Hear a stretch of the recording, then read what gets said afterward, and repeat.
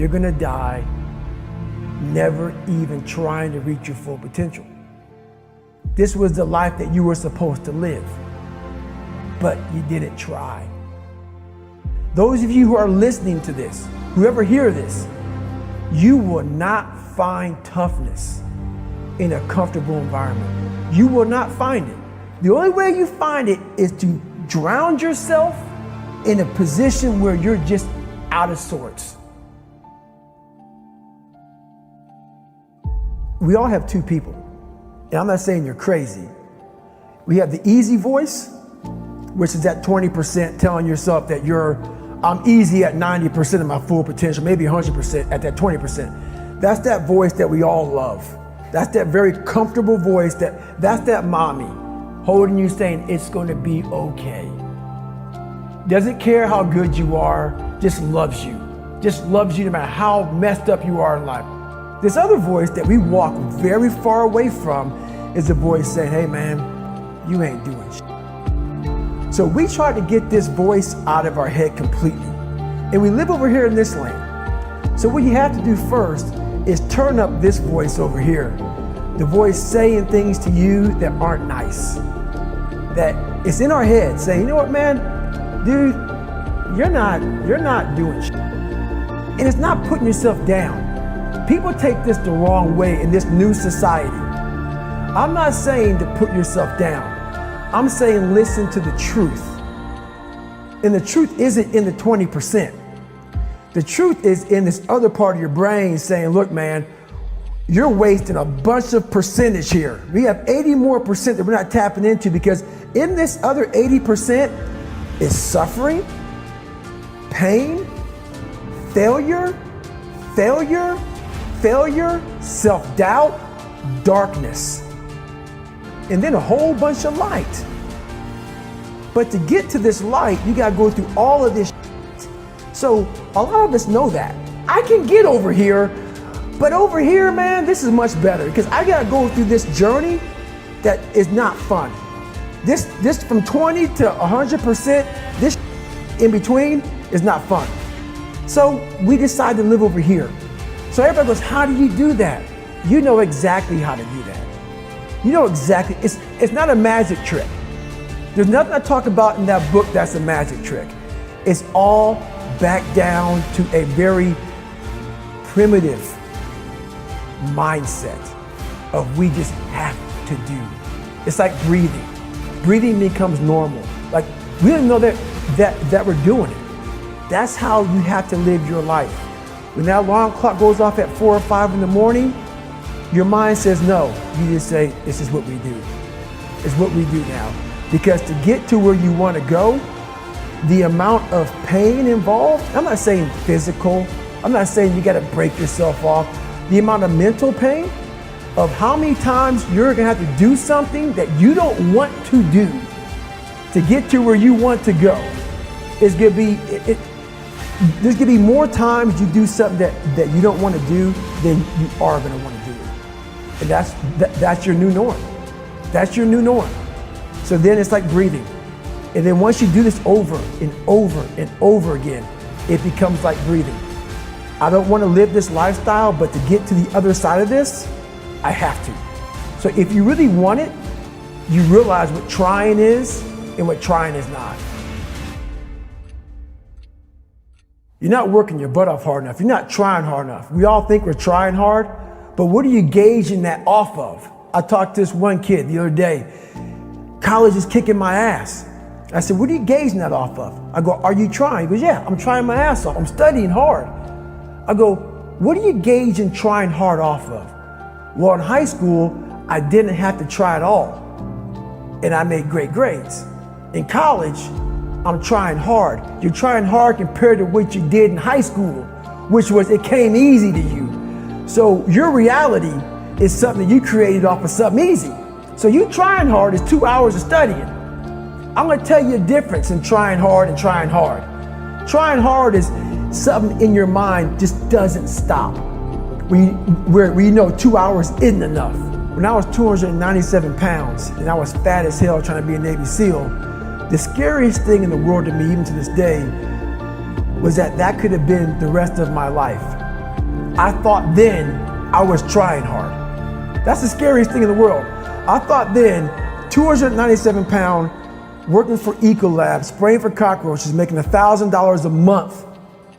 I thought that was me at my 100% potential. Come to find out, a few years later, I wasn't anywhere near that. 106 pounds less, graduated Navy SEAL training, went on to do all these other things. Looking back on that, that was me trying hard. That's why people gotta understand what is in us. We have no idea until we start trying hard. And I mean really trying hard, where you're obsessed with, hey, this is my new norm. This isn't always fun. It's not always meant to be fun. And that's when you know you're trying hard. I had this haunting voice in the back of my head. A lot of us have it. We just ignore it. And it was there for years. So I knew in the back of my mind that I could pull off this whatever. Whatever I wanted, I knew I could. But I was afraid of the work, because I wasn't gifted with brains. I wasn't gifted with God-given talent as far as like athleticism. So I knew to get to where I had to go, to be on the same playing field as these men, to even try out for this program, I knew the work was gonna be something that I didn't want to even attack. So I would just put it off. But yet you did it. Because it haunted me. The voice in my head said, you know what, man, you're gonna die never even trying to reach your full potential. I developed a reality that wasn't real. That's the thing we always do. We can have a great life, but we always build this reality around the one thing we don't have. So therefore, our great life, we don't even see it. We see the one piece of clothing we weren't able to get versus the amazing things we have. So we focus on that. I was the king of focusing on the one bad thing in my life. The one bad person called me nigger. Everything bad, I focused on that. But over here was a beautiful reality of my life. Even though I came from nothing, where I could have taken my mind for the possibilities of where I can go if I work harder. That was all over here, but I lived in the filth over here. This was the life that you were supposed to live, but you didn't try. Just by going to war with myself every day and putting these challenges and these goals and these obstacles, these insurmountable obstacles.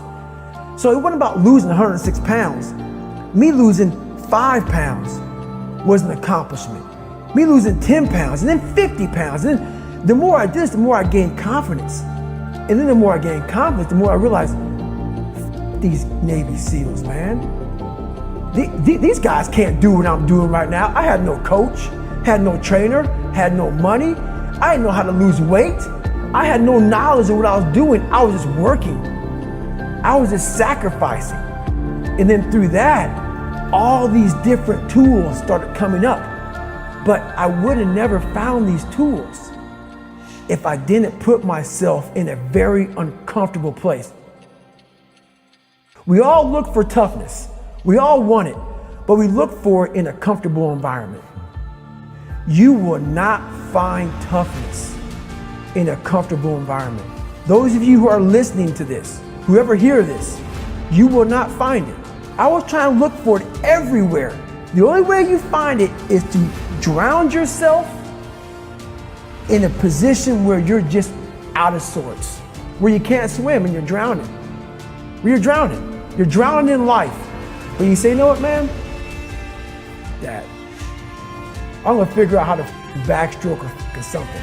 And then through figuring out all these tools, your mind starts to, when you quit, your mind does this. Because you're out. Once you say, I'm not gonna quit, this is the 40%. When you quit, your mind says, we're done. So it doesn't expand.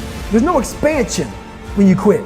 When you say, you, this sucks, I'm drowning, I'm miserable, I'm suffering, I'm broken, but I'm not going anywhere. What happens to your mind is it does this.